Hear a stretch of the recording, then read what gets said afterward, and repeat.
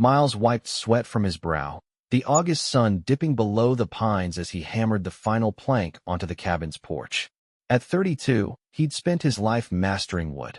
First as a kid with his dad's tools, then as a carpenter who could turn splintered boards into art. This cabin, though, was different. It wasn't a client gig or a quick flip. It was for Lauren, his wife of nearly 10 years, a surprise he'd been crafting in secret for their anniversary. He pictured her face, those wide hazel eyes lighting up, when he'd lead her blindfolded down the gravel path to this hidden slice of paradise. The idea hit him 2 years ago during a late-night talk. Lauren, curled on their couch with a glass of wine, had sighed about escaping the city bustle. A little place in the woods, she'd mused, just us. Miles latched onto it. He'd found the plot, a cheap, overgrown acre an hour from town, and started saving. Nights after work, he'd drive out, tools rattling in his truck bed, and build. A cedar frame, a stone fireplace, windows that caught the sunrise. He poured every spare dollar an hour into it. Lauren thought he was pulling overtime at the shop. He'd grin and dodge her questions, loving the lie. Tonight, the porch was done.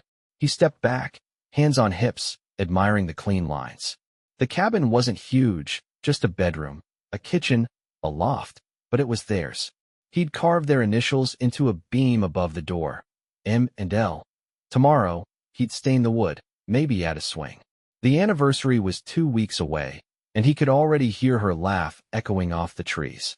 Sure, she'd been distant lately, snapping over small things, staying late at her marketing job, but he figured it was burnout.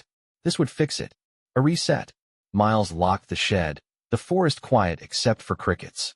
Driving home, he replayed their early years, camping trips, her teasing his awful coffee, the way she'd hum while cooking. 10 years wasn't perfect, but it was theirs. He didn't notice the faint perfume on his truck's passenger seat, a scent that wasn't Lauren's usual lavender. Not yet. For now, he was a man building a dream, blind to the cracks already splitting it apart. Lauren's distance had been creeping in for months, but Miles hadn't wanted to see it. He'd come home from the cabin, sawdust in his hair, and find her on the couch, scrolling her phone, barely glancing up. Long day? He'd ask, and she'd mumble, yeah, meetings. No details, no warmth. He'd kiss her forehead anyway, chalking it up to her job. Marketing was brutal, she'd said, all deadlines and egos. The cabin would bring her back, he told himself. It had to. It started small. She'd cancel their Friday takeout nights, saying she had to decompress alone. Once, he'd cooked her favorite, chicken Alfredo, and she'd picked at it, claiming a stomachache, then disappeared upstairs. He'd found her car keys missing some mornings, her excuses flimsy. Errands. He didn't push. Miles wasn't the confrontational type. His hands fixed things, not his words. Besides, he was too deep in the cabin project, sneaking off 4 nights a week, his savings dwindling to make it perfect. One evening, he tested the waters. Missed you lately, he said, sanding a chair in their garage while she sipped tea nearby. Lauren shrugged. Work's insane. I need space, Miles. Her tone was sharp, like he'd asked for too much. He nodded, swallowing the sting, and kept sanding. Space. Sure. The cabin would be her space, theirs. He'd even started sketching a garden for her, wildflowers like the one she'd loved on their honeymoon. But the signs piled up. A text she hid when he walked in. A new perfume he didn't recognize. Late nights, she blamed on client dinners. He'd lie awake, her side of the bed cold, and tell himself it was temporary. 10 years didn't crumble over a rough patch. Driving to the cabin the next night, he cranked the radio, drowning out the doubts. The roof was nearly done, just shingles and a skylight left. He imagined stargazing with her through it, her head on his chest. That vision kept him going, hammer swinging under the moon. He didn't know she'd already checked out, her heart elsewhere, plotting a betrayal he'd never see coming. The cabin was almost ready, and Miles could taste the victory. 2 weeks morphed into one, and he was a man possessed, staining the porch, installing the skylight, hauling a second-hand sofa up the narrow stairs to the loft. He'd spent $30,000 over 2 years, every bonus, every side gig, turning a patch of dirt into a home. The anniversary was Saturday, and he'd unveil it then, a grand gesture to fix whatever had frayed between him and Lauren. He added details she'd love, a bookshelf for her novels, a quilt his mom had sewn, a tiny deck for morning coffee. He'd even carved a sign, Lauren's Retreat, to hang above the door, sanding it smooth until his fingers ached. Nights were late. He'd stumble home at 2 a.m., shower off the sawdust, and crash, dreaming of her smile. Lauren noticed his exhaustion once. "You look wrecked," she said, not looking up from her phone. "Work's busy," he lied, grinning inside. She'd see soon enough. Friday night, he did a final walkthrough. The fireplace crackled with a test fire, casting shadows on the cedar walls. He sat on the sofa, beer in hand, picturing her beside him. Tomorrow, he'd pick her up, blindfold her, drive her out here. He'd rehearse the speech. 10 years, babe. This is for us. He'd even booked a weekend off rare for him to spend it here, just them. The distance, the coldness, it'd melt away when she saw this. Driving back, he stopped at a florist, grabbing wildflowers to scatter on the cabin's table. The clerk smiled. "Lucky lady." Miles nodded, chest tight with hope. At home, Lauren was out client thing, her notes said. He didn't mind. It gave him time to pack a cooler, load his truck. He fell asleep on the couch, flowers wilting slightly on the counter, the blindfold tucked in his pocket. The next day would be perfect, a reset for their marriage. He didn't hear her car pull in at dawn, didn't see the headlights flicker off. Miles was still dreaming of their future, oblivious to the storm about to break it apart. Saturday dawned crisp and bright, the anniversary Miles had been counting down to. He woke early, buzzing with nerves, and slipped the blindfold into his jacket. Lauren was still in bed when he left to grab coffee, her favorite latte, a peace offering for the reveal. He texted her, "Big surprise today. Be ready by noon." She replied with a thumbs-up emoji. Nothing more. He didn't care. Her mood would flip when she saw the cabin. He got home at 11, juggling the coffee and his keys, calling her name. Silence. Odd, she was usually up by now. He climbed the stairs, heart pounding with excitement, imagining her reaction. The bedroom door was cracked open. He pushed it wider, and the world stopped. Lauren was there, tangled in their sheets with Derek, his best friend since high school. Her gasp was sharp, Derek's curse louder, as they scrambled apart. Miles froze, the latte slipping from his hand, splashing across the hardwood. "Get out," he said, voice flat, unrecognizable even to himself. Lauren stammered, "Miles, wait." But he was already down the stairs, past the flowers, out the door. Derek's truck was in the driveway. How had he missed it? Rage boiled up, but he didn't turn back. He drove, hands shaking on the wheel, straight to the cabin. The sign, Lauren's Retreat, mocked him as he stormed inside and sank onto the sofa, head in his hands. 10 years. 2 years of building. All for this. Derek, who'd helped him move into this house, who'd toasted their wedding. Lauren, who'd worn his ring. He saw it now, the late nights, the perfume, the space. It wasn't burnout, it was them. He stayed there hours, the fire unlit, the silence deafening. His phone buzzed, Lauren's calls, texts. "I'm sorry, let me explain." He didn't answer. The cabin, his gift, felt like a mausoleum now, every nail a reminder of her betrayal. Miles didn't cry. He just sat, plotting his next move, the dream he'd built turning to ash around him. Miles didn't go home that night. He slept on the cabin's sofa, the quilt over his face, waking to a crick in his neck and a hollow chest. Lauren's text piled up, 20, 30, apologies, excuses, please. He muted her, then Derek too and his dude, "I messed up," landed. Miles didn't want words. He wanted out. Sunday, he drove to a buddy's place, Jake, a quiet welder who didn't pry. "Need a couch," Miles said. Jake nodded, no questions. He kept the cabin secret, a card he wasn't ready to play. Lauren didn't know it existed. He'd funded it through a side account she never checked. Good. Let her think he was broke, scrambling. Monday, he called a lawyer, voice steady. Divorce. Quick as possible. The attorney, a gruff woman named Carla, asked about assets. Just the house, he lied, the cabin burning a hole in his mind. He'd figure it out later. Lauren was at the house when he swung by for clothes. She looked wrecked, red eyes, messy hair, but he didn't soften. "It's over," he said, stuffing shirts into a duffel. She grabbed his arm. "It was a mistake, Miles. Derek doesn't mean anything." He shook her off. 10 years, and you pick him? Spare me." She cried, but he walked out, her sobs fading behind the door. Derek called later, slurring an apology, drunk, pathetic. Miles hung up. At Jake's, he replayed it all. The cabin wasn't theirs anymore. It was his. He'd built it, bled for it. Lauren didn't deserve it. And Derek sure as hell didn't. He stared at the ceiling, mind racing. Divorce would be ugly, she'd fight for the house, maybe more. But the cabin? That was his leverage, his escape hatch. He wouldn't tell her. Not yet. Let her underestimate him. Miles wasn't the pushover she thought. He'd lost his marriage, his best friend, but he hadn't lost everything, not while that cabin stood, a silent witness to his next move. The divorce kicked off fast. Carla filed papers by Wednesday, and Lauren's lawyer countered hard. She wanted half the house, alimony, even his truck, claiming she'd supported his career. Miles laughed bitterly at that. Supported? She'd barely noticed him lately, too busy with Derek. He met Carla at her office, a cramped space with coffee-stained files. She doesn't know about the cabin, he said. Carla grinned. Keep it that way. It's not marital property, your name only. Yeah. Paid cash, side jobs. He'd been meticulous, separate account, no paper trail to their joint finances. Carla nodded. Smart.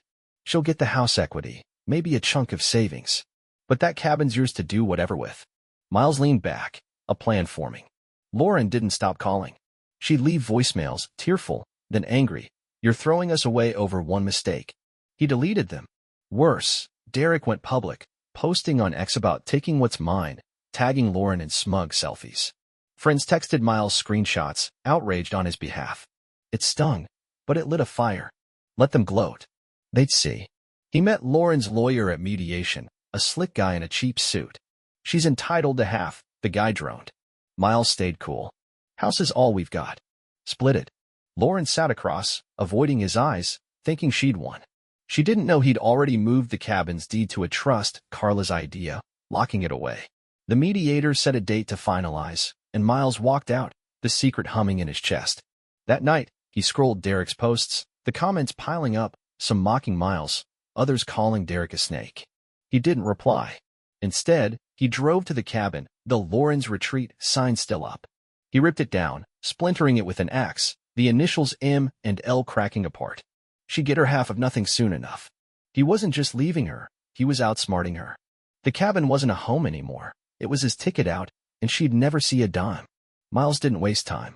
The divorce wasn't final, but he could move on the cabin. His lawyer confirmed it was untouchable. He called a realtor, a wiry guy named Tom who'd sold his buddy's land last year. At a cabin, off-grid, pristine, Miles said. Tom toured it the next day, whistling at the craftsmanship. Hand-built? Fireplace? Skylight? This'll fetch $250,000. Easy. Maybe more. Miles nodded. List it. He staged it fast, cleaned the soot, hauled out the quilt, left the sofa. Buyers came quick. A retired couple, a hipster wanting a retreat, a family with loud kids. Miles didn't care who took it. He just wanted it gone. Offers rolled in $230,000, $245,000. Then a tech guy from Seattle bid $260,000. Cash, no haggling. Love the vibe, the guy said, snapping pics. Miles signed the papers a week later, the check heavy in his hand. Lauren had no clue. She was still texting, demanding he stop stalling on the house split. He didn't reply. The sale closed quietly, funds wired to his solo account. Carla smirked when he told her. She'll flip when she realizes you're not broke. Miles shrugged. Her problem?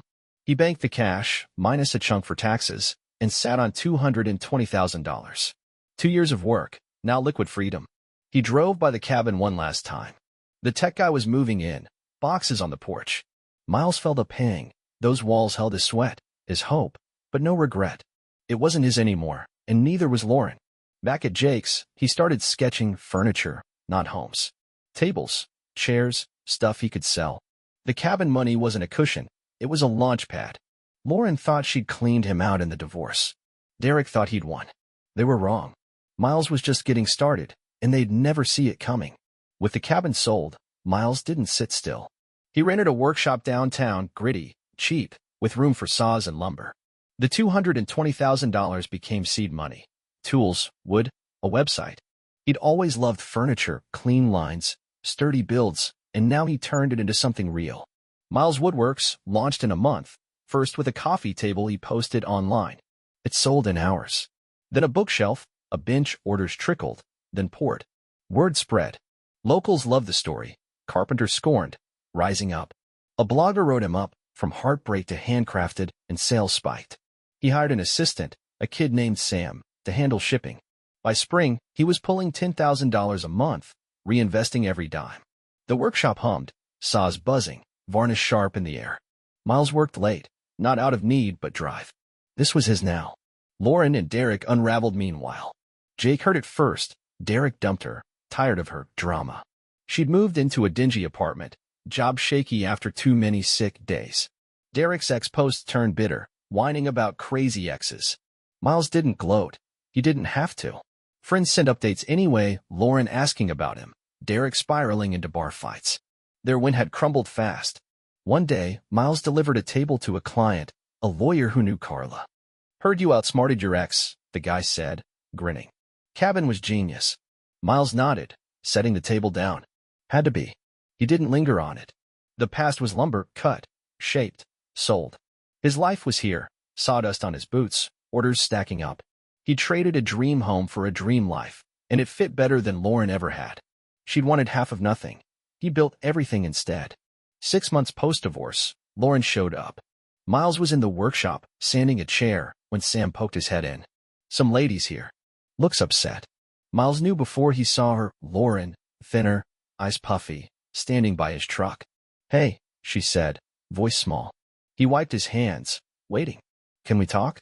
She spilled it fast. Derek was gone. Her job was toast. Rent was late. "I messed up, Miles. I see that now." She stepped closer, touching his arm. "We could try again. I still love you." He pulled back, staring at her. "Love?